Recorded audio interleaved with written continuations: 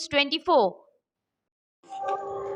বেলুর মাঠে গভর্নর সস্ত্রীক বেলুর মঠ দর্শনে এলেন পশ্চিমবঙ্গের নতুন রাজ্যপাল RN রবি। বুধবার বিকাল 5টা নাগাদ সস্ত্রীক বেলুর মঠ দর্শনে এলেন পশ্চিমবঙ্গের নতুন রাজ্যপাল RN রবি। তার আসার আগে আঁটোসাঁটো করা হয় বেলুর মঠের নিরাপত্তা ব্যবস্থা। বেলুর মাঠে উপস্থিত হন হাওড়া সিটি পুলিশের পদস্থ আধিকারিক থেকে শুরু করে জেলা শাসক। পাশাপাশি নিরাপত্তার জন্য মোতায়েন করা হয় র্যাব। বেলুর মঠে মূল মন্দিরে ঠাকুর শ্রী শ্রী রামকৃষ্ণ দেবের সঙ্গে সঙ্গে স্বামী বিবেকানন্দ এবং সারদা মায়ের মন্দিরও দর্শন করেন তিনি। এরপরে দেখা করে রামকৃষ্ণ মঠ এবং মিশনের প্রেসিডেন্ট মহারাজের সঙ্গে গ্রহণ করে মঠের পুজোর ফুল এবং প্রসাদ। প্রায় ঘণ্টাখানেক বেলুর মঠে ছিলেন তিনি। Bureau report NN News 24।